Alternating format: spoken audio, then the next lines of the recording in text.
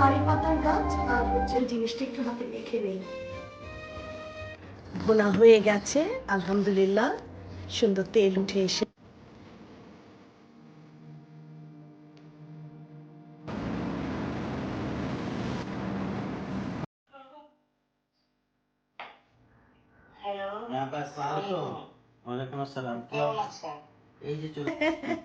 বাবা বিয়ের সাথে কি প্রেম!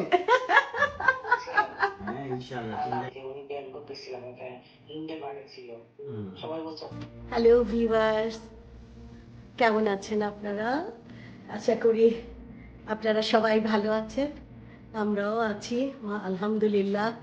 অন্যান্য দিনের তুলনায় আজকে অনেক বেটার। এখনো কফিংটা কমেনি, বাট জ্বরটা কমে গেছে। তো এই কদিন তো খাওয়া দাওয়ার এত বাজে অবস্থা ছিল, বাইরে খেয়ে খেয়ে একেবারে বাসার সবারই অবস্থা খারাপ। আমি প্রচন্ড রকম ভাতুরে। ভাত ছাড়া আমার একেবারেই চলে না। ম্যাক্সিমাম 7 দিন 7 দিন ভাত না খেয়ে থাকতে পারি, এর বেশি না। যাকে বলে একেবারেই বাঙালি। তো আজকে ঘুম থেকে উঠে দেখলাম ফ্রিজে 2-3 দিনের কিছু তরকারি ছিল, একটু একটু সব ফেলে দিলাম, যেগুলো আর খাওয়াবো না। ডিশগুলো ওয়াশ করে চার পাতে বসিয়ে দিই, খাবো, গলাটা ব্যথা করছে। আর এদিকে আমার বিআইনও ফোন দিয়েছিল, আমার বিআইন হসপিটালাইজড, ওনার সার্জারি আলহামদুলিল্লাহ ভালোই সার্জারিটা হয়ে গেছে, আল্লাহর কাছে লাখ লাখ শুক্রিয়া। তাই একটু কথা বলছিলাম, একটু চা না খেলে ভালো লাগবে না। চার পানিটা বসালাম, আপনাদের পেটুক এখনো কথা বলছে। আমাদের ছেলের বউ তো বলি না, মেয়ে। আর একটা লক্ষ্মী একটা মেয়ে আমাদের, ওর সাথে কথা বলছে। তো অনেক কাপড় লন্ড্রি করেছি, ওগুলো ভিজিয়ে রেখে ভাবলাম যে কাপড়গুলো ভাঁজ করে ফেলি।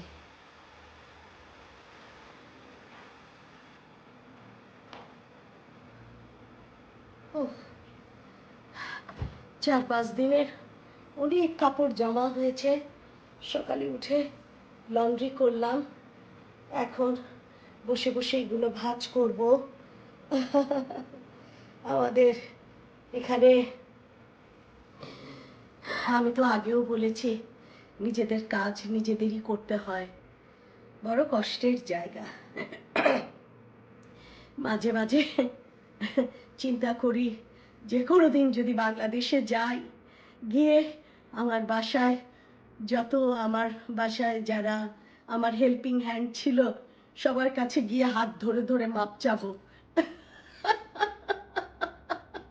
মনে হয় কি যে ওদেরকে মনে হয় কোনো না কোনো দিন কোনো না কোনো কারণে মনের অজান্তে হয়তো ওদেরকে আমি কষ্ট দিয়ে ফেলেছিলাম, যে কারণে মনে হয় ওদের অভিশাপ আমার গায়ে লেগে গেছে। এখন বিদেশে এসে ওই কাজই এখন আমাকেই করতে হচ্ছে। তাই এবার গিয়ে মাপ চাবো ওদের কাছে যে ভাই মাফ করে দে।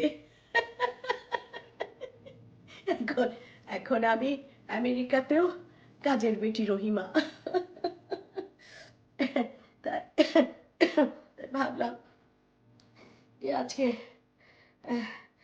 রান্নাটা, ওগুলো ভিজুক, রান্নাটা করার আগে এগুলো একটু গুছিয়ে নেই, আপনাদের সঙ্গে একটু হাই হ্যালো করি। আজকে ফলি মাছের কোপ্তা করব।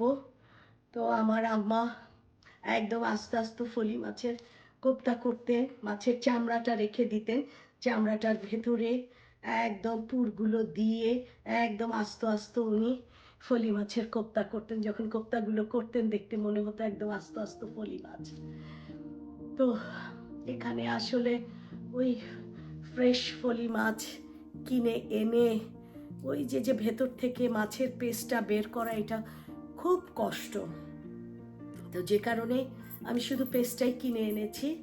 তো যাই হোক, হয়তো মাছের মতো শেপ দিতে পারবো না, হয়তো আমার মনের মতো একটু শেপ করেই ফলি মাছের কোপ্তাটা বানাবো, আপনাদের সঙ্গে শেয়ার করব। আর ছোট মাছের আমার অনেকগুলো রেসিপি আছে আমার ইউটিউব চ্যানেলে, আপনারা ইচ্ছা করলে দেখতে পারেন। আর আজকেরটাও আমি শেয়ার করব, আপনাদের সঙ্গে শেয়ার করব।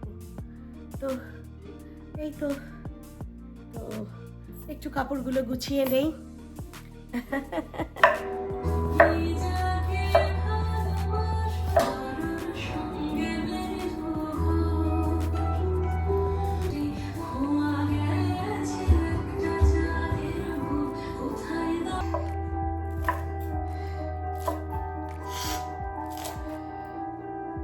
তরকারি না,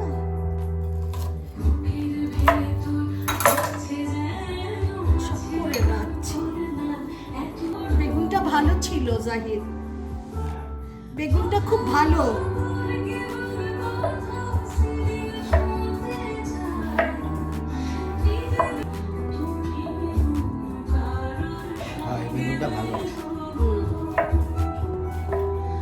আজকে গাছের থেকে কয়টা বেগুন পারছো?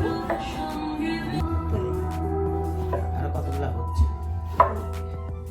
ঢেঁড়স তো মাশাআল্লাহ প্রতিদিনই তো বাড়ি। হ্যাঁ, অনেক ঢেঁড়স জমা হয়েছে, একবারে ঢেঁড়স করে একবারে ভাজি করব।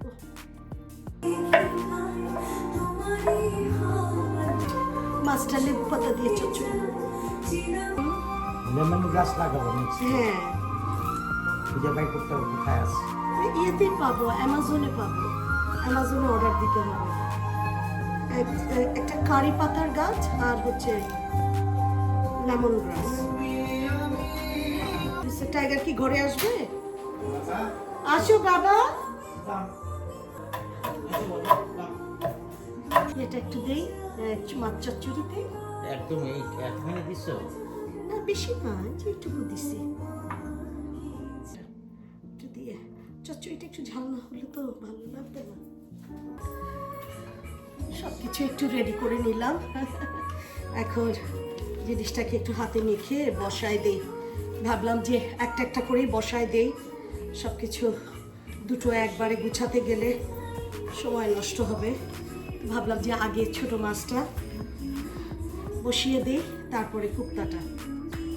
আমি পেঁয়াজ দিয়ে দিয়েছি, একটু কাঁচামরিচ দিয়ে দিলাম, টমেটো, এখন দিয়ে দিচ্ছি একটু আদা রসুনের পেস্ট, দিয়ে দিচ্ছি একটু ধনিয়া গুঁড়া, সামান্য একটু মরিচের গুঁড়া, হলুদের গুঁড়া, দিয়ে দিচ্ছি লবণ, দিয়ে দিচ্ছি লেবু পাতা।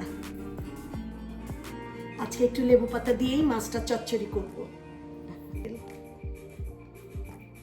ভালো করে জিনিসটা একটু হাতে মেখে নেই, লবণটা দেখে নিই,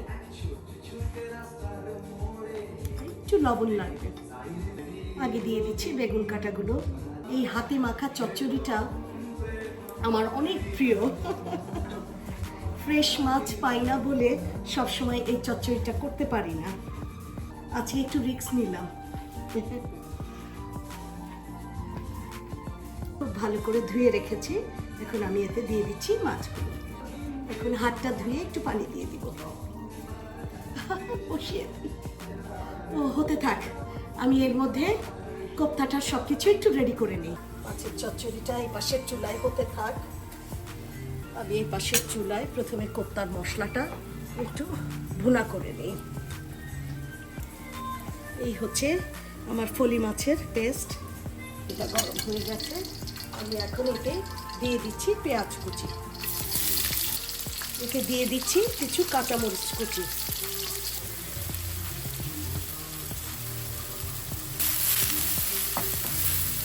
আমি এতে দিয়ে দিচ্ছি একটু আদা রসুনের পেস্ট, একটু পানি দিয়ে দিব একটু ধনে গুঁড়া, দিয়ে দিচ্ছি একটু হলুদের গুঁড়া, দিয়ে দিচ্ছি একটু মরিচের গুঁড়া।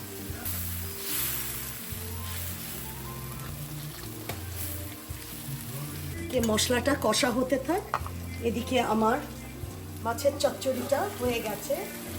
চচ্চড়িটা আমি তুলে নেই। বিশ্বাস করেন, শুধুমাত্র আজকে কয়েকদিন পরিবারের লোকজন সব বাইরে খেতে খেতে এদের কষ্ট আর সহ্য হচ্ছিল না, যে কারণে শরীরটা অত ভালো না, তারপরেও কিচেনে এসেছি শুধুমাত্র ওদের মুখের দিকে তাকায়। আর নিজেরও বাইরের খাবার কতক্ষণ ভালো লাগে বলেন। আলহামদুলিল্লাহ, যেরকম করতে চেয়েছিলাম ঠিক সেভাবেই চচ্চড়িটা করতে পেরেছি।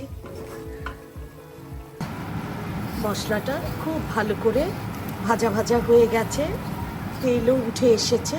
এখন আমি জিনিসটাকে ঠান্ডা করার জন্য রেখে দিব। এটাকে একটু ছড়িয়ে রেখে দিচ্ছি, হয়তো 10-15 মিনিটের মধ্যে আমার মশলাটা ঠান্ডা হয়ে যাবে।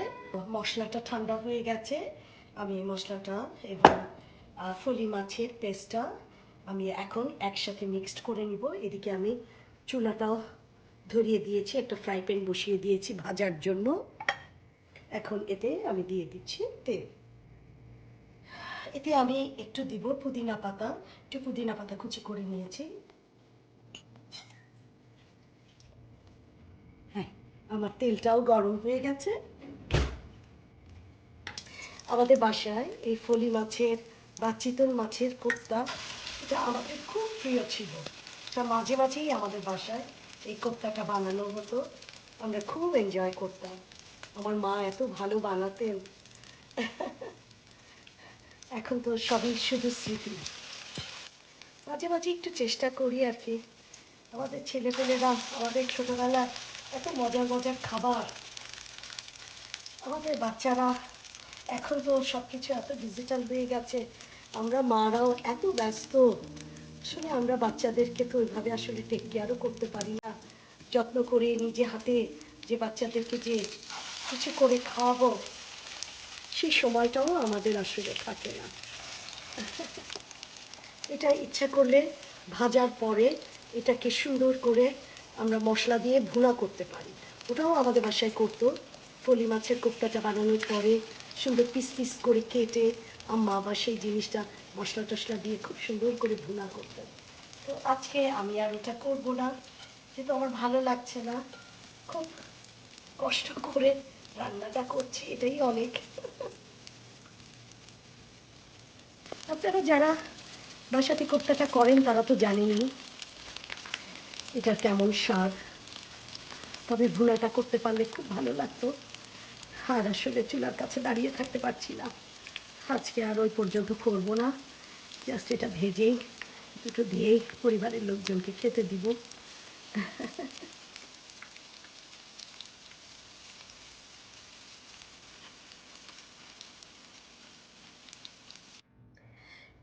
হ্যাঁ, আমার আজকে দুপুরের লাঞ্চ হয়ে গেল। আমি তো দেখিয়েছি আপনাদেরকে কিভাবে আমি হাতে মেখে ছোটো মাছ চচ্চড়ি করেছি আর ফলি মাছের কোপ্তা বানিয়েছি।